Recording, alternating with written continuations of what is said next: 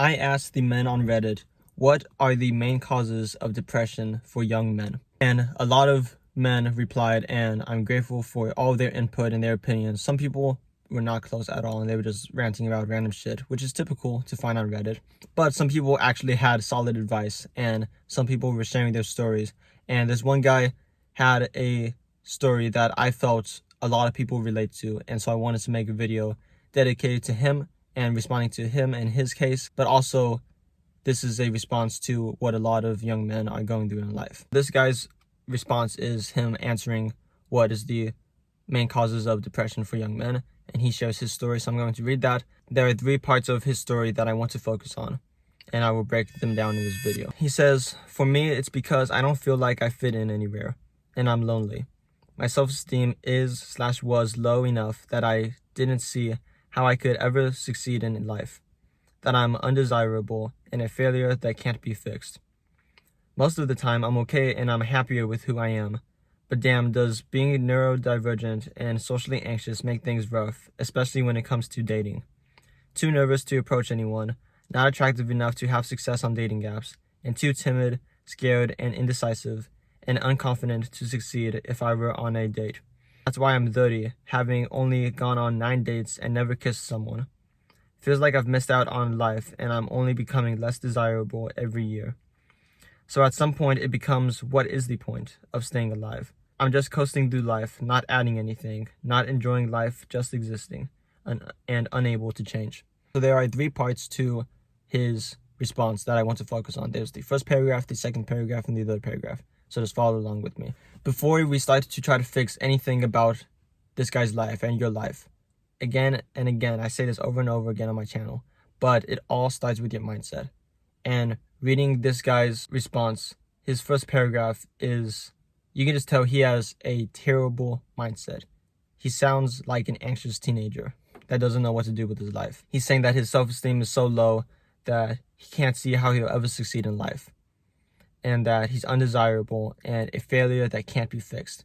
You are setting yourself up for failure if you believe that. You are what you believe. And so if you are saying that you are undesirable, then you are undesirable. And if you are saying that you can't be fixed, then you can't be fixed. You won't be fixed because you don't see any way out of it. You will be this way for the rest of your life. And if you think things are bad now that you are 30 and you feel like you've missed out on life, if you keep this mindset forever, just imagine how much worse you are going to feel later in life. So you need to fix your mindset first. Your behaviors and your actions stem from your beliefs. If you change your beliefs, then your actions will naturally follow afterwards. It won't even be something that you have to think of. It will just become something that you do subconsciously and something that you do without giving it a thought. It is literally, your actions follow behind your beliefs. So if you are believing that you can't have a successful life, then you will do these subconscious actions throughout your day that will set you up for failure. You will continue to eat all the junk food. You will continue to not work out and be sluggish and to watch freaking Netflix all day long. If anybody even watches Netflix. You won't read, you won't educate yourself. You will just scroll on your phone all day looking at other people's success, and you'll feel bad about yourself.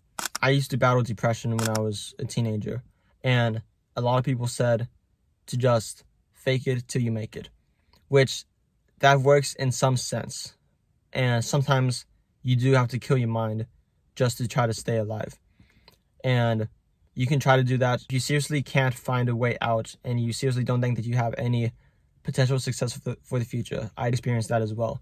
Sometimes you have to just convince yourself of a lie and tell yourself that you can't succeed. But I wouldn't suggest that 100%. That's what I did, and it did work kind of sometimes. But deep down, I kind of knew that it was still a lie. But the better thing to do is to build evidence little by little that you are desirable and that you are attractive and that you can and will be fixed. When you have evidence, when you have physical evidence, then your mind will believe it so much more than you would believe in a lie.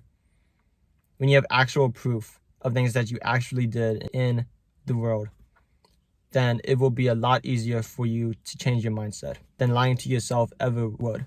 So part 2 is how to build evidence. So he then talks about how he's socially anxious, and especially when it comes to women, and how he hasn't had many dates with women and never had a kiss and everything. So to build evidence that you are attractive to girls and that you are a good socializer, you have to socialize with the girl every single day, little by little, to build the evidence that you are attractive and are great at talking to girls. Do something every day with women that scares you.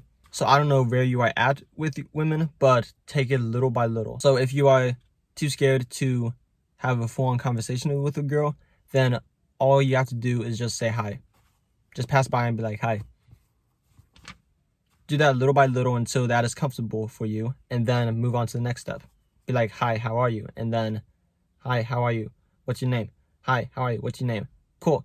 My name's whatever my name is. Talk to them more and more and more. If saying hi is too much for you, then just smile at them. If smiling at them is too much for you, then just be in the same room as them, or just like walk past them or something. Just little by little. It doesn't matter what the baby steps are. Just little by little, build your way up. And I'm pretty sure this guy's ahead of this because he said he's been on a couple of dates. But I'm just talking to anybody that's watching this. If you are pretty bad with the women, then this is the advice for you, just to take it little by little. For this guy, I'm not sure what level you are at, but no matter the case, whatever you are comfortable with women, then take it a step further the next time. And then once you are comfortable with that, take it a step further the next time. And then he says that he's indecisive. Stop being indecisive and just be decisive. Make little decisions every single day confidently. You are at work and you have to do something and there's like multiple options for you to do something. Pick one confidently, quickly, without overthinking, and just do it and believe that that is the best decision. And if it's not, then you will learn from it. But if it is, then you nailed it, right? Also, he says that he is too unconfident to succeed with women. Again, you need to build the confidence. You need to build the evidence that you are good with women and that you are desirable. And the best way to do that is what I say in every single one of my videos, but it is true. Go to the freaking gym. Go to the gym to build physical confidence so that when you look at yourself in the mirror, you are proud of your physique. And then what comes hand in hand with improving your physical physique is your mental physique. What? It improves your mindset as well. It makes your mindset more confident. Also, if you are nervous around women and you are, kind of awkward around them, part of that, I'm guessing, is because you stalk them on social media. Don't stalk them and don't like stare at them in real life. Don't be like, oh, I wish I could talk to her. Oh, she's out of my league. Don't say that. Don't say that to yourself. Stop putting them on a pedestal and see them as human beings, which is what they actually are. She is not an 11 out of 10. I'm telling you right now. She's probably more like a 5 out of 10, to be honest. And you know it too. But it's because you are so desperate and you see yourself so low that you think she is like a goddess or something. Trust me, she is not no Sydney Sweeney. I'll tell you that right now. Wow. So stop fantasizing over the girl. Stop stalking her. Stop making up all these fictional, dates that you go on. These fictional things that happen. Stop dreaming about her and dream on your goals and your physique. Focus on yourself. Make yourself more important than she is. He says that he is 30 years old and that he's becoming undesirable every single year. There potentially might be some truth in that, but again, it is your mindset. Your mindset is very, very bad from what I'm reading.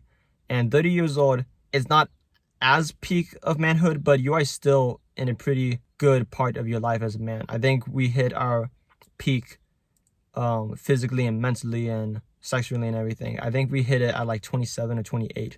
And so you are only like 2 years off of that. It's like, bro, come on. It's like you are still in the prime of your life. You think, oh, I'm so old and I'm undesirable. No, you are not. I haven't seen you, but I can promise you, you aren't. Your mindset is poisoning how you interpret yourself, how you interpret the world, how you interpret others. Believe that 30 years old is still peak manhood, because it is. Part 3. Again, in the third paragraph of his response, he says, so at some point it becomes, what is the point of staying alive? I'm just coasting through life, not adding anything, not enjoying life, just existing and unable to change. You said earlier in your response that you feel like you have missed out on life and that you haven't experienced things that most people have experienced, like a first kiss. You've only been out on 9 dates and all that shit. And so right now, the point of staying alive for you is to experience what being alive is like. If you haven't experienced it, then that should be your goal right now. You aren't too old to experience certain things. You might be a little behind, but that doesn't mean that you're a failure or that you should just give up on life. You still have so much life ahead of you. And if you just think that you should stop right now when you're 30, when you're still in your peak manhood, that doesn't make any sense at all. I know that this is what happened to me, and I'm guessing this is happening with you too, is that you are avoiding your fears and you are staying comfortable in your life. So if you want to experience what being alive and living is actually like, then confront your fears. The quickest way to feel alive and alert is to confront your fears. When you are doing things that you are scared of every single day, you are alert and you are energetic, you are nervous, and that is what being alive is like. It is taking risks, things that put you on edge. You said that you feel like you are coasting through life and that your life isn't adding up to anything. And that is true because you aren't producing anything. Producing equals living. What you produce is your purpose. And like I said, your purpose could be working out, trying to get that physique, or your purpose is to try to experience what being alive is like. Once you dedicate yourself to that purpose, then that is when you feel like you are living. Right up to this point, you've just been coasting through life, not trying to achieve anything. And that is why you feel like you haven't been alive, because you haven't. You've been asleep this whole time, because you haven't chased anything seriously. And the only way to enjoy life is to take risks and to be open to success and failure. You have to understand that risks are a part of life. And if you aren't open to the potential benefits or the potential consequences of those risks, then your life won't add up to anything. And you just stay where you are with your terrible mindset. You have to believe that you are able to change. Once you believe that, then everything else in your life will change for the better. And you will continue to deal with hardships. You will deal with rejections and heartbreak. But that is part of living. That is part of the living experience, something that every single person in life has gone through.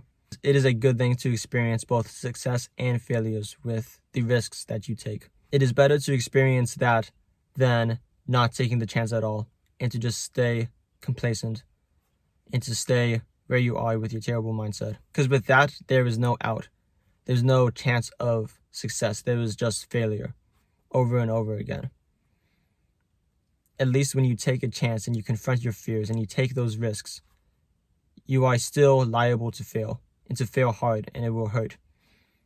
But you are also opening the door to success and to joy and to happiness and to fulfillment. That is a risk that is worth taking every single time. Because you don't know what is behind the door of risks. You don't know if it is success or failure. And that is what makes it exciting. That is what you have been missing out on. That is why you feel like you aren't living. You aren't experiencing that adrenaline rush of risk, of the nervousness that comes with risk. If you want to feel alive, confront your fears. So to sum it up in 3 action steps for you, I want you to read Can't Hurt Me by David Goggins. If you believe that you can't change, you are not in as bad of a shape as David Goggins was. His story is incredible. I highly suggest you read it. Once you read that, then you will know with certainty that you can change and that you have it so much easier than certain people in life, such as David Goggins did. Once you read that book, then start to shift your mindset. You can either, like I said, lie to yourself, or you can, which is step 3, is to build evidence for yourself that you can and that you will change. Build physical evidence and mental evidence through working out. And then build evidence that you are desirable and attractive to women by talking to girls every single day and by being a little bit more riskier every single day. That is how you build evidence. And through trying to build evidence, you will have the fears and the potential rejection and the potential success. And that is when you will feel most alive, most alert, and most fulfilled. If you enjoyed this video, then make sure you like and subscribe.